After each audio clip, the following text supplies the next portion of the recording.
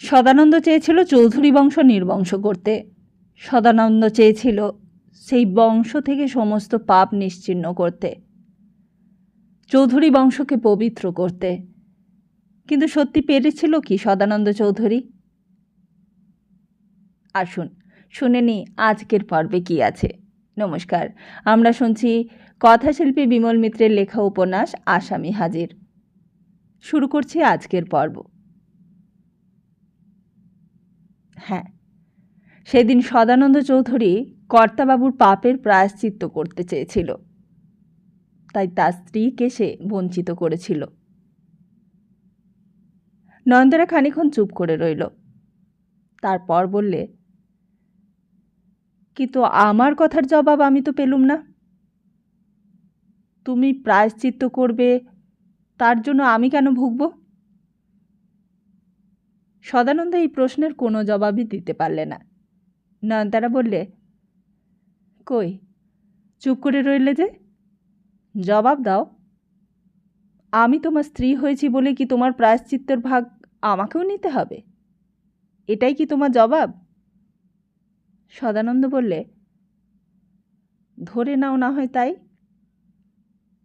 নয়নতারা বললে, কিন্তু আমাকে কেন তুমি তাহলে এর মধ্যে জড়ালে? আমার কি তাহলে এখন থেকে কোনো স্বাদ আহ্লাদ থাকবে না? আমি কি তাহলে সারা জীবন এমনি করেই তোমাদের বাড়িতে একা একা রাত কাটাবো? আমার মনের কথা বলবার কোনো লোকই থাকবে না? সদানন্দ কি জবাব দেবে কিছুই বুঝে উঠতে পারলে না। নয়নতারা সদানন্দের দুটো হাত ধরে ঝাঁকুনি দিয়ে বললে, কি চুপ করে রইলে কেন? জবাব দাও, বলো, আমি কি নিয়ে থাকব?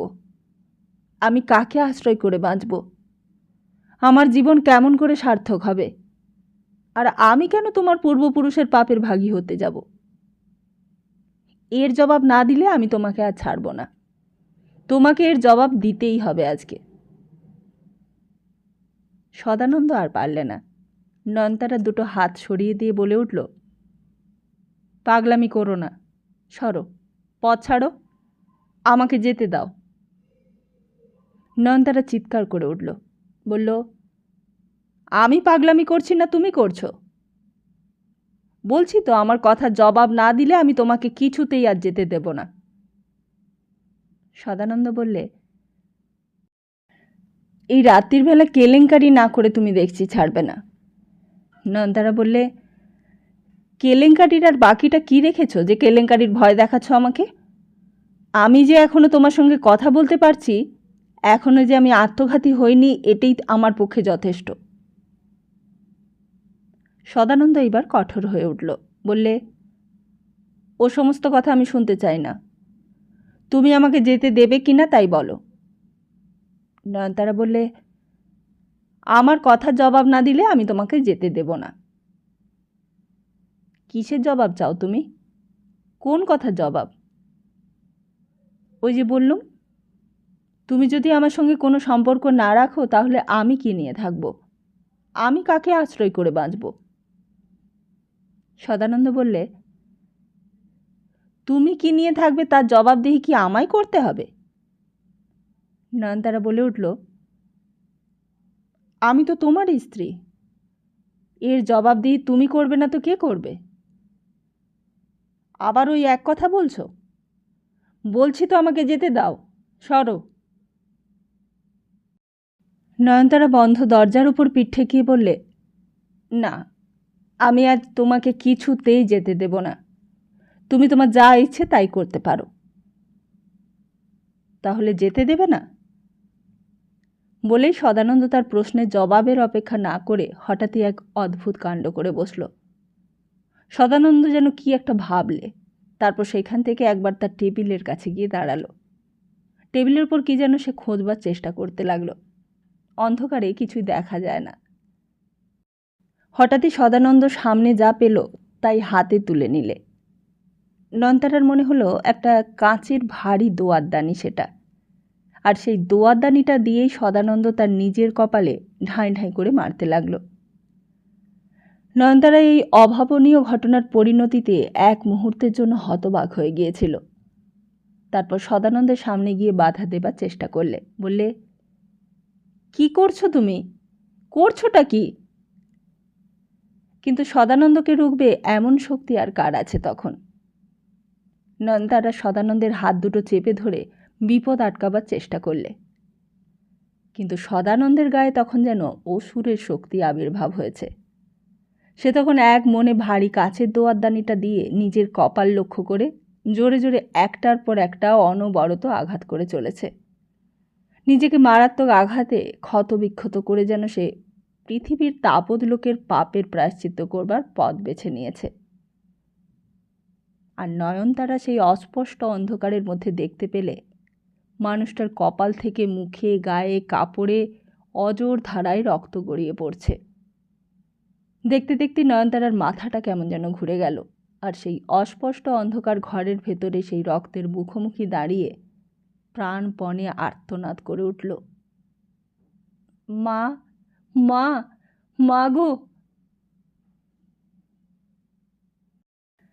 তখন হয়তো মাঝরাতের বোধহয় একটা জাদু আছে, বিশেষ করে শীতকালের মাঝরাতের।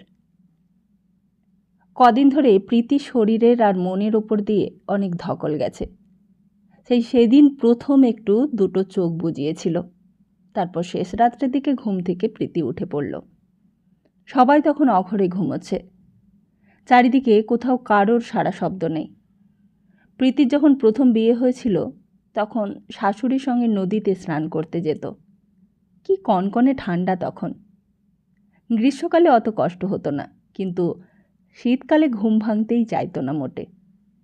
শাশুড়ি বলতো, তোমার কোনো ভয় নেই বৌমা, দেখবে নদীর জল গরম, একবার নদীতে ডুব দিলেই দেখবে সব শীত পালিয়ে গেছে। তা সত্যি, একবার নদীর জলে ডুব দিলে আর শীত করতো না। বাড়ি থেকে নদীটা বেশি দূরে নয়। রাস্তার দুই পাশে চৌধুরীদের বাঁশঝাড়, কেউ কোথাও নেই। ছোটমশাই কর্তাবাবুর ঘরে গিয়ে শুয়েছেন। বাইরের উঠোনে গিয়ে সে দাঁড়ালো। আকাশে তারাগুলো তখন পিটপিট করে চাইছে। কোথাও এতটুকু ধোঁয়া নেই, কোনো কুয়াশা নেই। কি মনে করে হঠাৎ তার খেয়াল হলো সেই নদীতে গিয়ে স্নান করে এলে ভালো হয়। পাশেই রান্নাঘরের ওপাশে গৌরী থাকে। সেইখানে দরজার সামনে গিয়ে সে ডাকলে, গৌরী, ওলো ও গৌরী। গৌরী বৌদির গলা পেয়ে ধর্মর করে উঠে পড়েছে। কিছু বিপদ হলো নাকি বৌদির? দরজা খুলে বাইরে এসেছে। বললে, কি বৌদি, কি হয়েছে? প্রীতি বললে, হ্যাঁ রে, নদীতে যাবি? নদীতে? হ্যাঁ, তো ছোটমশাই কর্তামশাইয়ের ঘরে গিয়ে শুয়েছে আজ। হঠাৎই ঘুমটা ভেঙে গেল। মনে পড়ে গেল আজ তো শুক্লা ষষ্ঠী, আজকে নদীতে গিয়ে চান করে এলে ভালো হতো। তা চ না, খোকাও ফিরে এসেছে, বৌমার ঘরে গিয়ে শুয়েছে। তা গৌরী আপত্তি করবার লোক নয়, সেও তৈরি হয়ে নিয়ে সঙ্গে গেল। রাস্তাটা নির্জন। নদীতে একটা ডুব দিয়ে সবে উঠেছে, দেখলে একজন সাধু। সাধুকে দেখে প্রীতি তাড়াতাড়ি মাথায় ঘোমটা দিতে যেতে সাধু এগিয়ে এলো। বললে, এত রাত্রে তুই স্নান করতে এসেছিস যে বেটি? প্রীতি বললে, আমার মানত ছিল বাবা, আজ শুক্লা ষষ্ঠী, আমার ছেলে আজ ঘরে ফিরে এসেছে, তাই চান করতে এসেছি। সাধু কি ভাবলে কে জানে। তারপর বললে, সামনে তোর খুব বিপদ আসছে রে বেটি, খুব হুঁশিয়ার। প্রীতির বুকটা থরথর করে কেঁপে উঠল। বললে, কি বিপদ বাবা, কিসের বিপদ? আমার খোকার কোনো খারাপ হবে না তো? সাধু বললে, হবে হবে, খারাপ হবে।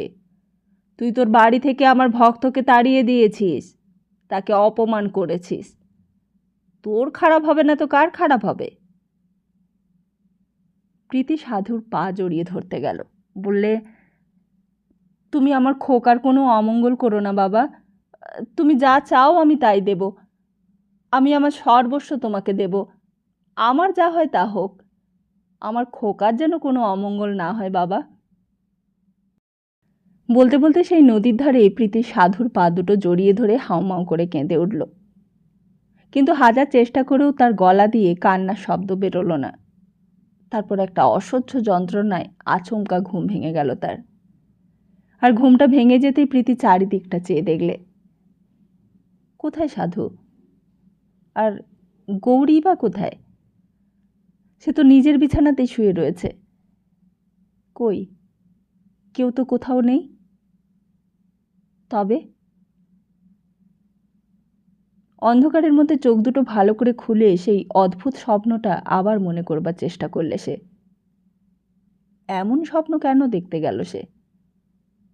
কিসের বিপদ হবে তার? কখন সে সাধুকে অপমান করলে? আর সাধু বাবু তো নিজেই একদিন বাড়ি ছেড়ে চলে গেল। না, স্বপ্ন স্বপ্নই। স্বপ্ন কি কখনো সত্যি হয়? আর তার কেন বিপদ হবে? খোকা এতদিন পর বাড়ি ফিরে এসেছে, এতদিন পর আজ সে বৌমার ঘরে শুয়েছে। খোকার কেন হবে অমঙ্গল?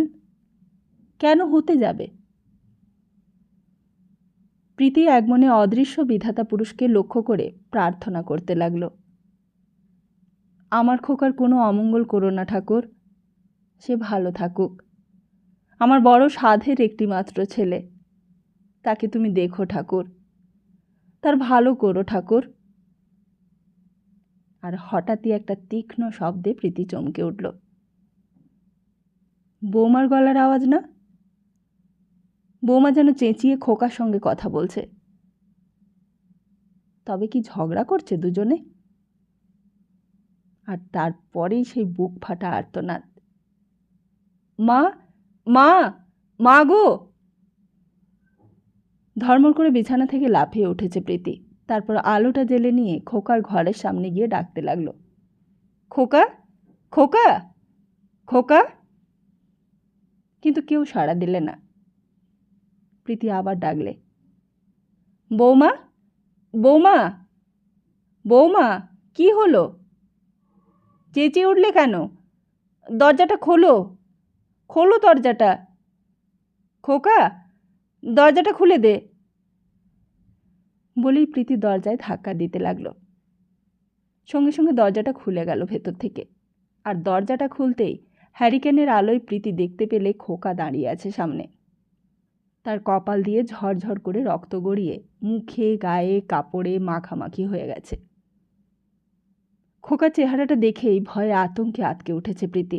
বললে, ও মা, এ কি সর্বনাশ! এত রক্ত কোত্থেকে এলো? তুই কি করেছিস খোকা? কে মেরেছে তোকে? এ কি কাণ্ড! এ কি করে কাণ্ড হলো? বৌমা কোথায়? সদানন্দ কোনো উত্তর দেবার আগেই প্রীতি দেখলে ঘরের ভেতর টেবিলের তলায় মেঝের উপর বৌমার শরীরটা লুটোচ্ছে।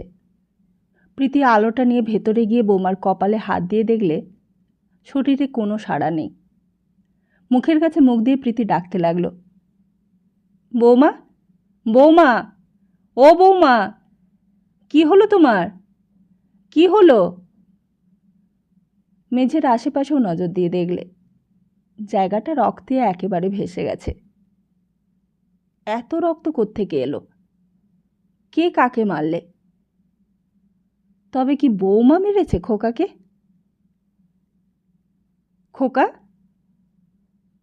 প্রীতি পেছন ফিরে দেখলে, কিন্তু খোকা কোথায় গেল? খোকা, ও খোকা, খোকা! প্রীতি চিৎকার করে ডাকতে লাগলো, খোকা, কোথায় গেলি ও খোকা? কিন্তু কেউই সাড়া দিলে না। তাড়াতাড়ি ঘরের বাইরে এসে আবার ডাকলে, খোকা, খোকা! কিন্তু তবুও কেউ সাড়া দিলে না। প্রীতি বারান্দায় এসে দাঁড়ালো, সেখানেও খোকা নেই। তারপর বারান্দা থেকে বেরিয়ে বাড়িতে ঢুকে ডাকলে, খোকা, খোকা! একবার বাড়ির উঠোনে এসে দাঁড়ালো। তারপর সোজা সদরের রাস্তা, সেখানেও দৌড়তে দৌড়তে গেল আর ডাকতে লাগলো, খোকা, খোকা, ও খোকা! কিন্তু কোনো সাড়া শব্দ নেই, খোকা কোথাও নেই। প্রীতি হারিকেনটা নিয়ে সেই উঠোনের মধ্যেই খানিকক্ষণ দাঁড়িয়ে থাকল। বারবাড়ির কুকুরটা বাড়ির গিন্নিকে দেখে কাছে এসে আদর করে ল্যাজ নাড়তে লাগল। আর হঠাৎই পেছনে গৌরী এসে দাঁড়িয়েছে। প্রীতির চিৎকারে তারও ঘুম ভেঙে গিয়েছিল। গৌরীকে দেখে প্রীতি হাউ হাউ করে কেঁদে উঠল। ওরে ও গৌরী, সর্বনাশ হয়েছে রে। কি সর্বনাশ হয়েছে বৌদি? কি হয়েছে? ওরে খোকা আমার রক্তারক্তি কাণ্ড বাঁধিয়েছে। গৌরী কিছুই বুঝতে পারলে না, বললে, খোকা কোথায় বৌদি?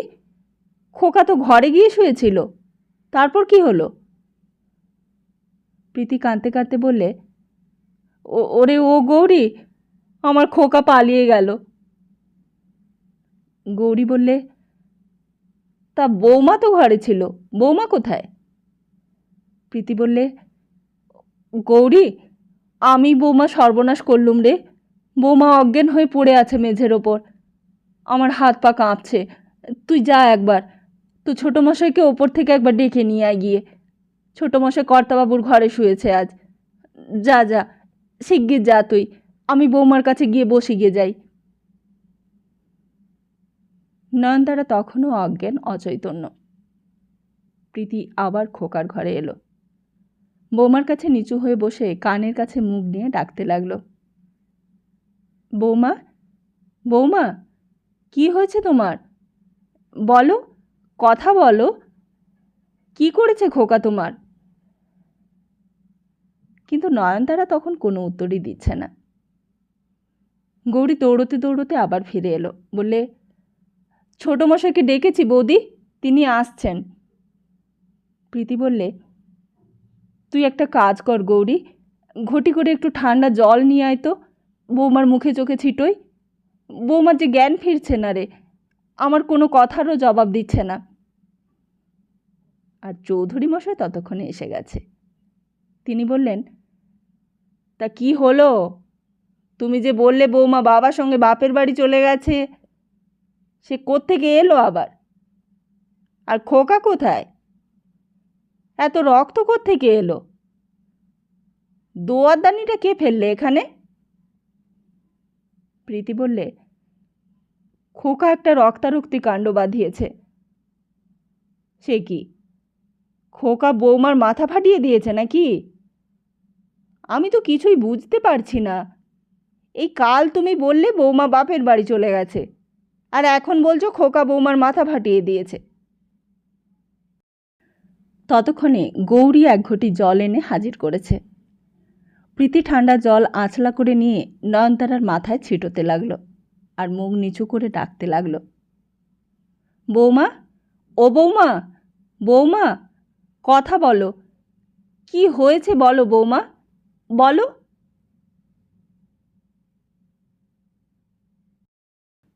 মনে আছে, এরপর থেকেই সদানন্দের জীবনে সব কিছুই যেন ওলট পালট হয়ে গেল। এরপর থেকেই শুরু হলো তার সংঘর্ষ, নিজের সঙ্গে নিজের সংঘর্ষ, আবার নিজের সঙ্গে পরেরও। আসলে এরপর থেকে সমস্ত পৃথিবীর সঙ্গেই সদানন্দের সংঘর্ষ বেঁধে গেল। যারা সাধারণ মানুষ তারা পারিপার্শ্বিক অবস্থার সঙ্গে নিজেকে মানিয়ে নেয়, কিন্তু যারা পারিপার্শ্বিককে অস্বীকার করে চলতে চায় তাদেরই হয় যত বিপদ। তারা নিজেকেও ক্ষমা করে না, পারিপার্শ্বিককেও করে না। পারিপার্শ্বিক যখন তাদের উপর প্রতিশোধ নিতে আসে, তখন সে তার সমস্ত শক্তি দিয়ে প্রতিরোধ করতে গিয়ে কখন যে ধ্বংস হয়ে যায়, আবার কখনো কখনো ইতিহাসের পাতায় একটা স্থায়ী দাগ রেখে যায়।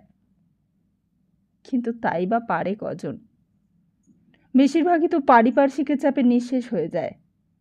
কোথায় মিলিয়ে যায় কেউ জানতে পারে না। ইতিহাসের পাতায় এত জায়গা থাকে না যে ঐতিহাসিক তাদের নিয়ে 2-4 লাইন লিখবে। তাদের জায়গা থাকে একমাত্র উপন্যাসের পাতায়। একমাত্র উপন্যাসিকই বুঝে তাদের জন্য এক ফোঁটা জল ফেলে। তার সংসারে এক ফোঁটা চোখের জলের দামই কি আর কম?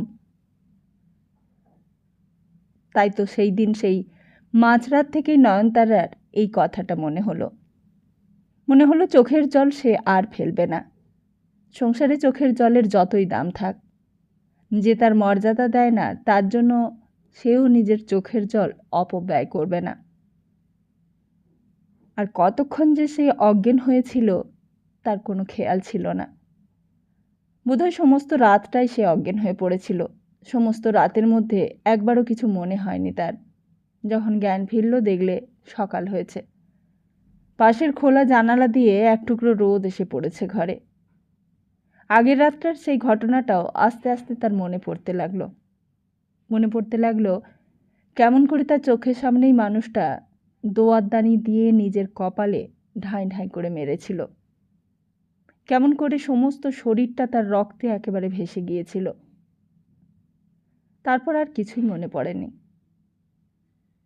এতক্ষণে মনে পড়ল বাবার কথা। বাবা যদি এই সময় একবার আসতো তাহলে এখানে সে আর থাকতো না, বাবার সঙ্গেই চলে যেত কেষ্টনগরে। কিন্তু কেষ্টনগরে গিয়েই বা কী হবে? সেইখানে গেলেই কি তার সুখ থাকবে জীবনে? আবার মনে হলো, তাহলে কি সে হেরে যাবে? তার শাশুড়িকে যে সে কথা দিয়েছিল সে বেহুল্লার মতো তার স্বামীকে ফিরিয়ে আনবে, তা তো কই সে পারলে না। হঠাৎই শাশুড়ি ঘরে ঢুকলো, বললে, ভালো আছো বৌমা? নয়নতারার মনে হলো যেন তার নিজের মা আবার সশরীরে তার কাছে ফিরে এসেছে। শাশুড়ি বললে, এই ওষুধটা খেয়ে নাও বৌমা, আমি যে কি ভাবনায় পড়েছিলাম তোমার জন্য। তারপর একটু থেমে বললে, তোমার গায়ে কোনো ব্যথা হয়নি তো? ওষুধটা খেয়ে নিয়ে নয়নতারা বললে, আমি যে আপনার কথা রাখতে পারলুম না মা। উনি যে আমার কথা কিছুতেই শুনলেন না। আপনি আমাকে যা বলেছিলেন আমি তা সব কিছুই তেমন করেই করলুম, সব কিছু তেমনি করেই বললুম। এখন আমি কি করব? শাশুড়ি বললে, এখন আর ওসব কথা ভেবো না বৌমা, তোমার এখন শরীরটা খারাপ, তুমি চুপ করে শুয়ে থাকো। নয়নতারা জিজ্ঞেস করলে, উনি এখন কেমন আছেন? কার কথা বলছো? খোকা? খোকা ভালোই আছে। রক্ত পড়া বন্ধ হয়েছে? জ্বর টর হয়নি তো? শাশুড়ি বললে, না। নয়নতারা বললে, আমি ভাবতেই পারিনি মা যে উনি অমন করে নিজের মাথায় সমস্ত শাস্তিটা তুলে নেবেন। আমি ওটা কল্পনাই করতে পারিনি। পারলে টেবিল থেকে দোয়াতদানিটা আগেই সরিয়ে রাখতুম। শাশুড়ি বললে, না বৌমা, তোমার তো কোনো দোষ নেই। তুমি মেয়ে মানুষ হয়ে যা করবার তা করেছ। তুমি আমার কথা পুরোপুরি রেখেছ। দোষ যদি কিছু হয়েই থাকে তাহলে সে আমারই, আর যা কিছু হয়েছে সবটার জন্য আমিই দায়ী। নয়নতারা বললে, আপনার কেন দোষ হতে যাবে মা? দোষ তো আমার কপালের। আপনি যা কিছু করেছেন সব তো আমার ভালোর জন্যই করেছেন। আমার কপালে সুখ নেই তা আপনি আর কি করবেন? তারপর একটু থেমে বললে, উনি এখন কোথায়? শাশুড়ি কি যেন একটু ভেবে নিলে, তারপর বললে, ওই তো ওই ওপরের ঘরেই রয়েছে। ভালো আছেন তো? হ্যাঁ হ্যাঁ, এখন একটু ভালো আছে। ডাক্তারবাবু এসে মাথায় ব্যান্ডেজ বেঁধে দিয়ে গেছে। এই তো এই এখন খোকার ঘর থেকেই আমি আসছি। এখন আর মাথায় কোনো যন্ত্রণা নেই। একটু আগেই এক গ্লাস দুধ খাইয়ে এসেছি। নয়নতারা জিজ্ঞেস করলে, আমার কথা কিছু জিজ্ঞেস করছেন? হ্যাঁ, এই তো এক্ষুনি তো জিজ্ঞেস করছিল তোমার কথা। কি জিজ্ঞেস করছিলেন? ওই জিজ্ঞেস করছিল যে তোমার শরীরটা কেমন আছে। আপনি কি বললেন? শাশুড়ি বললে, আমি বললাম তুমি এখন একটু ভালো আছো। নয়নতারা বললে, আমি আপনার কথা রাখতে পারলুম না মা, আপনার স্বাদ মেটাতে পারলুম না। আমি হেরে গেলুম। আপনি কেন আমাকে এই বাড়ির বউ করে নিয়ে এসেছিলেন? অন্য কোনো মেয়ে হলে হয়তো আপনার সব স্বাদ মেটাতে পারত। আমি আপনার কিছুই উপকার করতে পারলুম না মা। এই বলেই নয়নতারা ঝরঝর করে মুখ ঢেকে কেঁদে ফেললে। শাশুড়ির নিজের আঁচল দিয়ে নয়নতারা চোখ দুটো মুছে দিতে দিতে বললে, কেঁদো না বৌমা, তুমি আর কি করবে বলো? তোমার কোনো দোষ নেই। তোমার মতো বউ পেয়েও যে সুখী হলো না, তার কপালে অনেক কষ্ট লেখা আছে। নয়নতারা বললে, আমি এখন একবার ওনার কাছে যাব মা। কার কাছে? খোকার কাছে? কেন? নয়নতারা বললে, আমি একবার গিয়ে ওনাকে জিজ্ঞেস করব কেন উনি এমন করলেন। নিজের ঘাড়ে সমস্ত শাস্তি তুলে নিয়ে উনি কাকে শাস্তি দিতে চাইছেন? যে আসলে অন্যায় করেছে তাকে শাস্তি দেবার ক্ষমতা তো ওনার নেই। তাহলে এমন ভীরুর মতো কাজ কেন করলেন তিনি? আমি গিয়ে জিজ্ঞেস করব, এরই নাম কি পৌরুষ? এরই নাম কি বীরত্ব? বলতে বলতে নয়নতারা উঠে বসল। বললে, আমি এক্ষুনি একবার ওনার কাছে যাব মা, আপনি আমাকে আর বাধা দেবেন না। না বৌমা, এখন তোমার খোকার কাছে গিয়ে কোনো দরকার নেই। তারও শরীরটা খারাপ, আর তোমারও শরীরে কোনো জোর নেই। এখন হয়তো রাগের মাথায় তোমাকে কি বলে বসবে, আর তখন তুমিও আর সহ্য করতে পারবে না। তখন আবার উল্টো বিপত্তি হবে। নয়নতারা বললে, না মা, আমি যাবই। আমি মেয়ে মানুষ হয়ে জন্মেছি বলে কি আমাকে এত অগ্রাহ্য করবেন? আমি তো একজন মানুষ। উনি যা বলবেন তাই আমাকে মুখ বুজে সহ্য করতে হবে। কিন্তু বৌমা, তুমি তো ওর কথা সব শুনেছ। ওর রাগ তো তোমার ওপর নয়। ওর যত রাগ আমাদের ওপরে, ওর বাবার ওপর আর ওর কর্তাবাবুর ওপর। তুমি গিয়ে বললেও কোনো ফল হবে না। কিন্তু সব অপরাধেরই তো ক্ষমা আছে মা। শাশুড়ি বললে, তা ক্ষমা যদি থাকবে, তাহলে অমন করে কেউ আত্মঘাতী হতে চেষ্টা করে? তুমি নিজেই তো দেখলে। ওই দোয়াদানিটার বদলে যদি ওখানে ছুরি কিংবা ছোড়া কিছু থাকতো, তাহলে কি সর্বনাশটাই না হতো বলো দেখিনি। আমার তো ভাবতেও বুক কেঁপে উঠছে। নয়নতারা বললে, তবু আমাকে একবার যেতে দিন মা। আমাকে উনি যত ইচ্ছে অপমান করুন, তাতে আমার কিচ্ছু আসে যায় না। কিন্তু আমি হেরে গেলাম, এটা আমার সহ্য হচ্ছে না। আমি কেন হেরে যাব? আমি আমার নিজের স্বামীকে বশ করতে পারবো না? এটা যে আমারই লজ্জা মা। আমি লোককে মুখ দেখাবো কি করে? আমার নিজেরই তো নিজের মুখ দেখাতে লজ্জা হচ্ছে।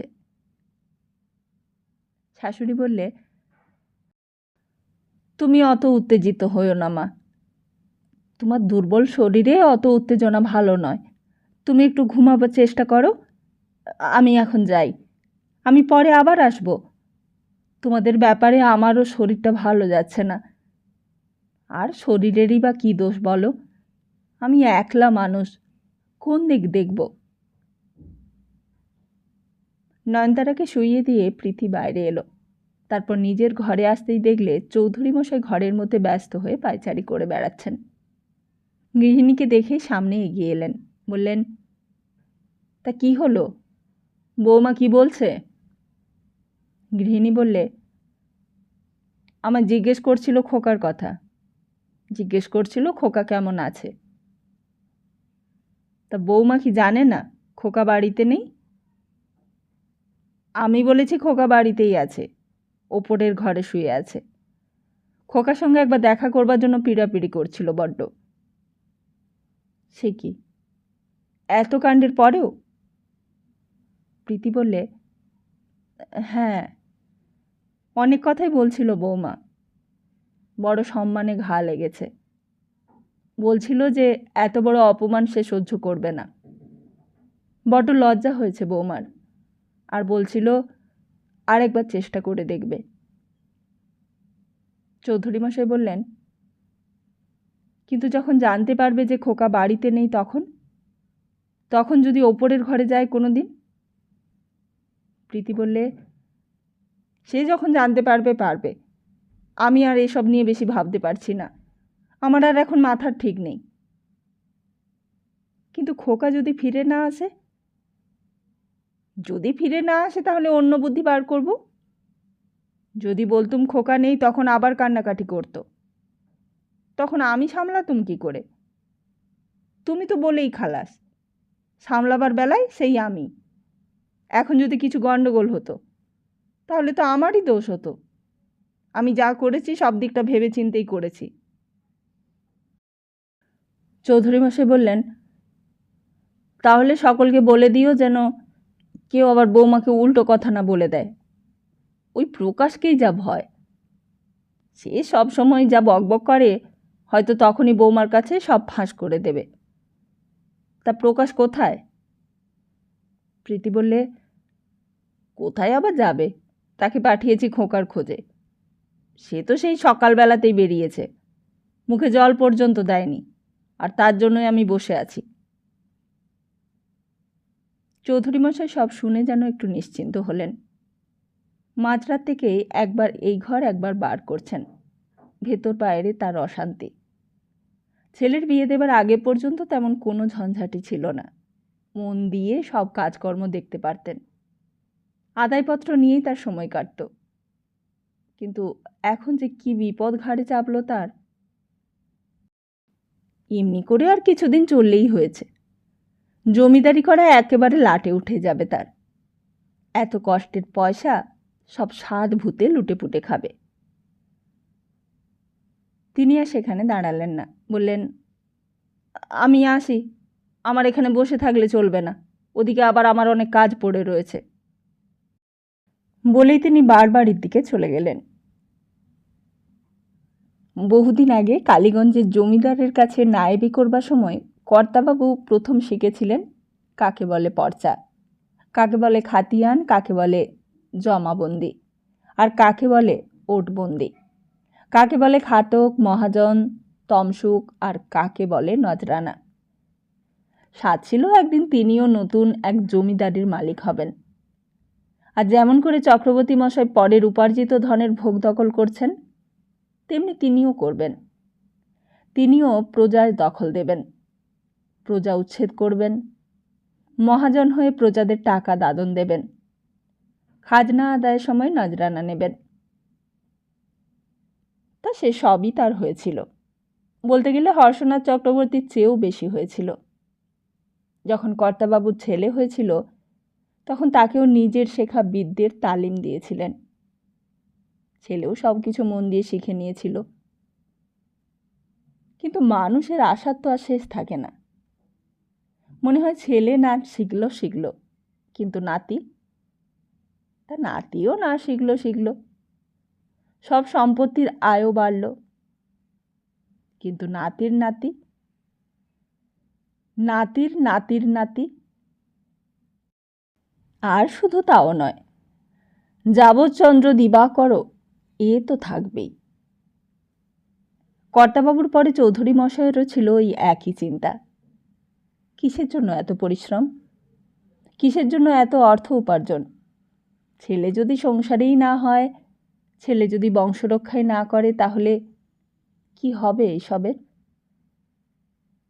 তা সেদিনও আবার রাত হলো। কোটি কোটি বছর ধরে পৃথিবীতে কত কোটি কোটি বার রাত হয়েছে, কিন্তু সেই দিন রাত না হলে কার কি এমন লোকসান হতো? চৌধুরী মশাই সেদিনও ওপরের ঘরে শুতে যাচ্ছিলেন। যাবার আগে বললেন, আমি যাই, আজকে একটু সকাল সকাল ওপরে ঘরে শুতে যাব। আসলে কদিন ধরেই চৌধুরী মশাই ওপরে ঘরে শুচ্ছেন, তবুও সেদিন যেন তার একটু বেশি তাড়া ছিল। কদিন ধরেই চৌধুরী মশাইয়ের মনে হচ্ছিল বড্ড দেরি হয়ে যাচ্ছে, আর নয়। প্রীতি বললে, তা আর কতদিন এমনি করে কষ্ট করবে? চৌধুরী মশাই বললেন, তুমি তো কেবল আমার শরীরের কষ্টের কথাই ভাবছ, আর কত টাকা যে নষ্ট হয়ে গেল তা তো কেউ ভাবছ না একবারও। টাকা নষ্ট হওয়াও যা, রক্ত নষ্ট হওয়াও তাই। রক্ত নষ্ট হলে তবু একদিন রক্ত হয়ে যাবে। ঘি দুধ খেলে রক্তটা বাড়ে, কিন্তু টাকা গেলে কি আর তা ফিরে আসে? জলের মতো আমার টাকাগুলো খরচ হয়ে যাচ্ছে, অথচ আমি কিছুই করতে পারছি না। প্রীতি বললে, তা বলে মানুষকে তো আর মেরে ফেলা যায় না। চৌধুরী মশাই বললেন, কেন কেন যাবে না মেরে ফেলা? যে মানুষ ভুগে ভুগে কষ্ট পাচ্ছে তাকে যদি গলা টিপে মারি, অন্যায়টা কিসে শুনি? প্রীতি বললে, কি বলছো তুমি? জল জ্যান্ত মানুষকে তুমি গলা টিপে মারবে? কেন মারবো না কেন? তাতে রুগীও বাঁচবে আর আমার টাকাও বাঁচবে। কিন্তু হাজার হোক নিজের বাবা তো তোমার, তাকে মারতে তোমার মনে লাগবে না? চৌধুরী মশাই বললে, কেন লাগবে? আগে হলে তবু লাগতো, কিন্তু এখন কেন লাগবে? এখন আমি পাথর হয়ে গিয়েছি। এখন মায়া দয়া বলতে আমার আর কিছুই নেই। কর্তাবাবুই তো একদিন আমাকে দয়া মায়া করতে বারণ করেছিলেন। মায়া দয়া করলে কি আমার এত জমি জমা রাখতে পারবো মনে করেছো? বলতে বলতেই তিনি চলে যাচ্ছিলেন, কিন্তু আবার ফিরে এসে দাঁড়ালেন। বললেন, বৌমা কোথায়? প্রীতি বললে, কোথায় আবার থাকবে? নিজের ঘরে। তা প্রকাশ কোথায়? প্রকাশ কি এখনো ফেরেনি? ফিরলে তো তুমি দেখতেই পেতে। চৌধুরীমশাই কথাটা শুনে যেন নিজের মনেই বলতে লাগলেন, আমি যে কোন দিকটা দেখি তা বুঝতে পারছি না। একটা মানুষ কত দিক সামলাবে বলো দেখিনি? একটা ছেলে ছিল, তাও অমানুষ হয়ে গেল, তার দ্বারাও কোনো কাজ হবার জো নেই। সে যে কোথায় গিয়ে রইল তারও কোনো ঠিক ঠিকানা পেলুম না। হয় আমি পাগল হয়ে যাব, নয়তো আত্মহত্যা করব। কথাগুলো বলে চৌধুরী মশাই বাইরে চলে গেলেন। কিন্তু প্রীতির অনেকক্ষণ ধরে কোনো ঘুম এলো না। আস্তে আস্তে অন্য রাতের মতো সেই রাতেও চারিদিক সব শান্ত হয়ে এলো। অনেকক্ষণ ধরে বিছানায় শুয়ে শুয়ে দোতলার ঘরের দিকে কান পেতে রইল প্রীতি। যদি কিছু শব্দ আসে, যদি কোনো কান্না কানে আসে, কারো চাপা গলার আর্তনাদ।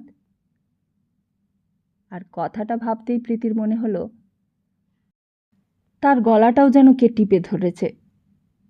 গলা টিপে ধরলে কীরকম যন্ত্রণা হয় সেটাও কল্পনা করতে চাইলে প্রীতি।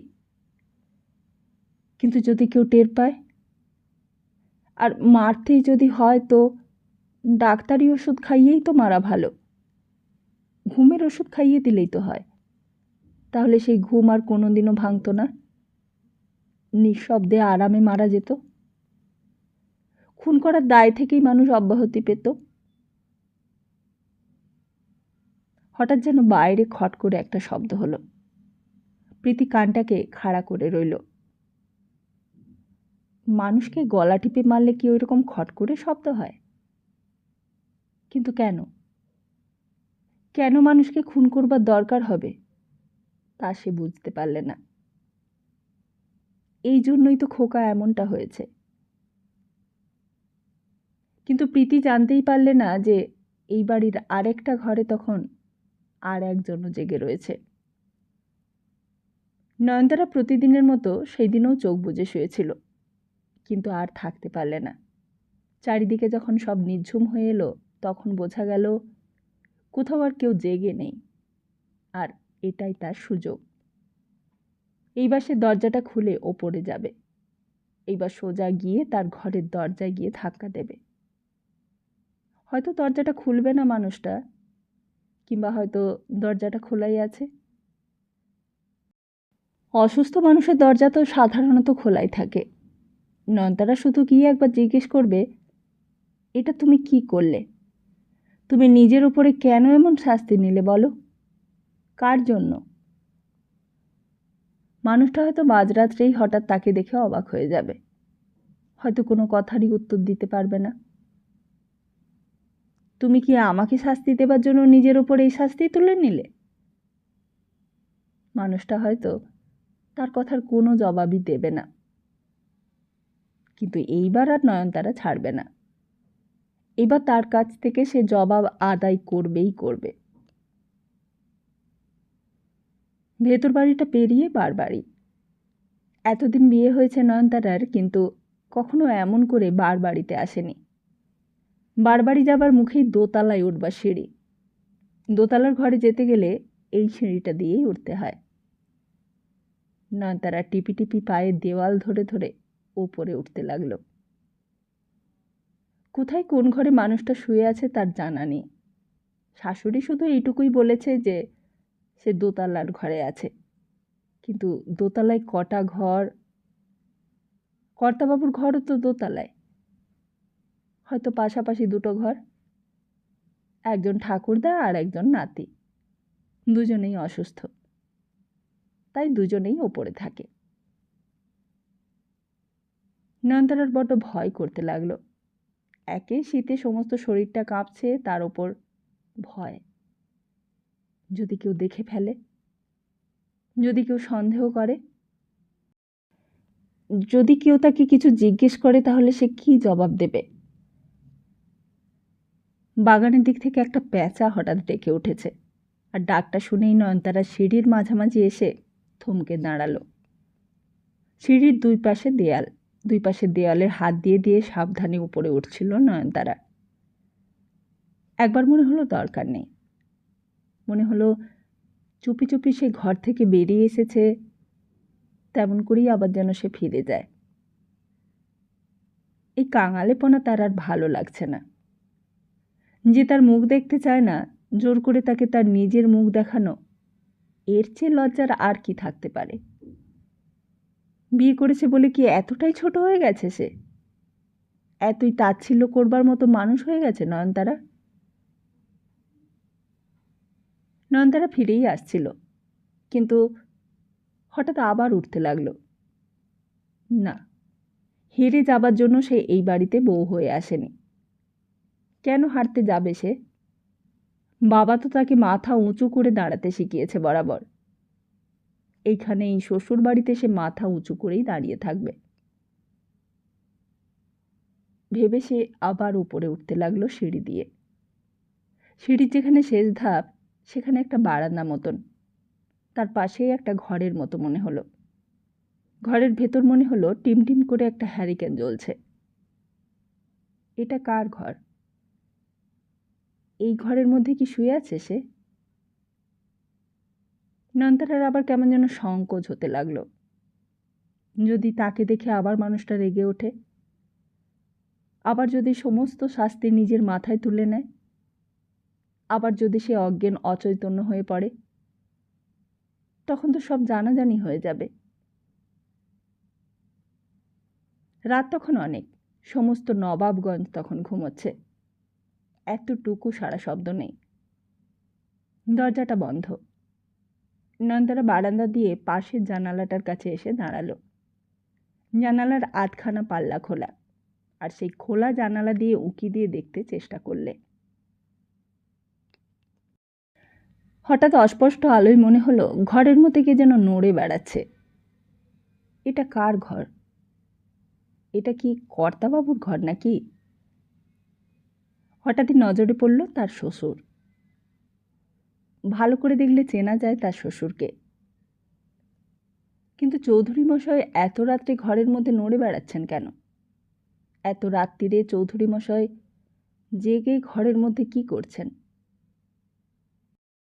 বুকটা থরথর করে কাঁপছে নয়নতারার, কিন্তু তবু চোখ দুটো বন্ধ করে থাকতে পারল না। দেখলে চৌধুরী মশাই আস্তে আস্তে সামনের দিকে এগিয়ে যাচ্ছেন, আর তার একটু দূরে মেঝের ওপর শুয়ে আছে একজন বুড়ো মানুষ। ঘুমন্ত বুড়ো মানুষটার সারা শরীর চাদর দিয়ে ঢাকা। হয়তো উনিই কর্তাবাবু। কর্তাবাবুর নাম সে বরাবরই শুনে এসেছে, তবে কখনো দেখেনি। একবার শুধু দেখেছিল, সেও ঠিক করে দেখা যায়নি। নতুন বউ হয়ে যখন এসেছিল সে, তখন শুধু ওপরে উঠে একবার ঘোমটায় মুখ ঢেকে প্রণাম করেছিল কর্তাবাবুকে, আর তারপর এই আজ। নয়নতারা চোখ দুটো হঠাৎ বড় কৌতূহলী হয়ে উঠল। নয়নতারা দেখলে চৌধুরী মশাই কর্তাবাবুর মুখের সামনে নিচু হয়ে বসলেন।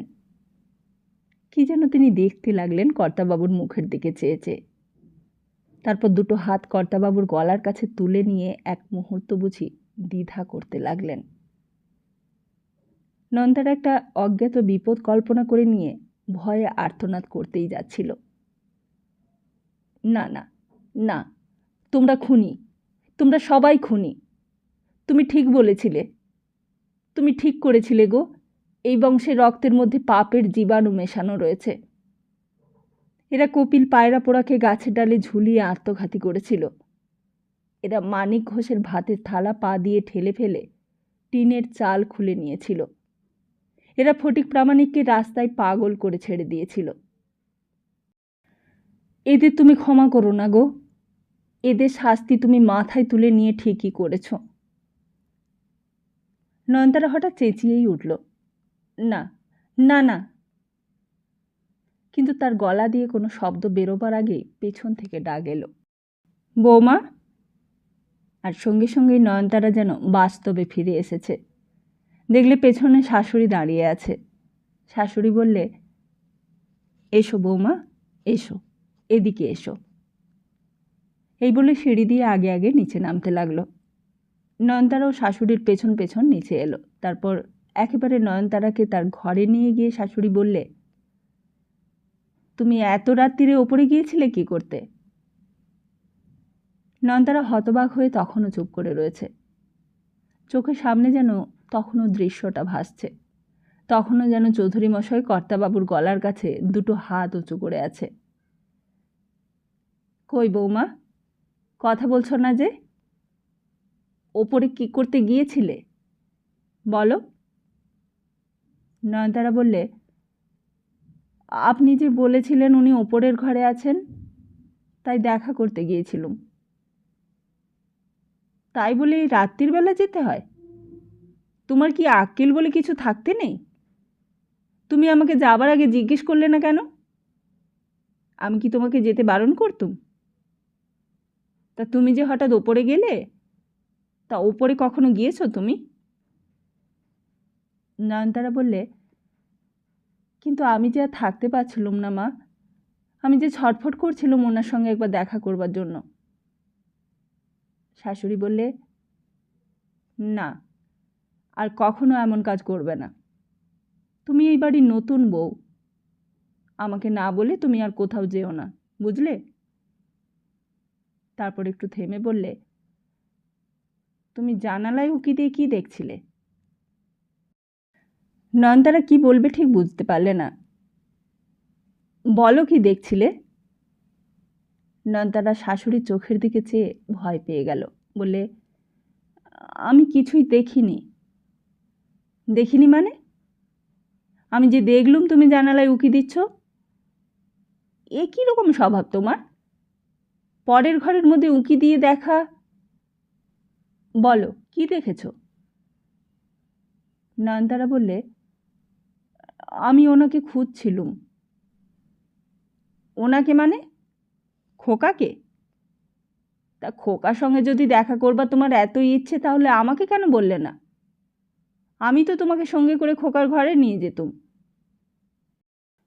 এই স্বভাব তো তোমার ভালো নয় বৌমা। হয়তো এই প্রসঙ্গে আরও অনেক কথাই বলতো শাশুড়ি, কিন্তু বাইরে যেন কার পায়ের আওয়াজ পাওয়া গেল। কই, কোথায় গেলে তুমি?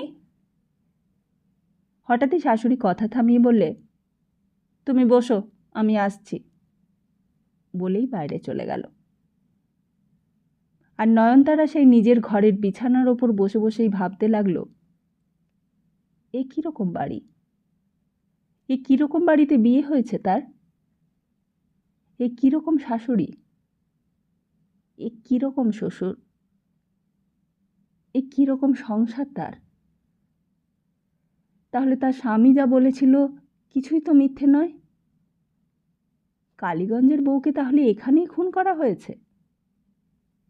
তাহলে কি সেই কালীগঞ্জের বউয়ের অভিশাপেই শেষ পর্যন্ত ফলল? বাইরের একটা শব্দে হঠাৎ নয়নতারা চমকে উঠল। মনে হলো দিনুর গলা। দিনু বাইরে থেকে বলছে, ছোট মশাই, একবার শিগগির আসুন, কর্তাবাবু যেন কেমন করছেন।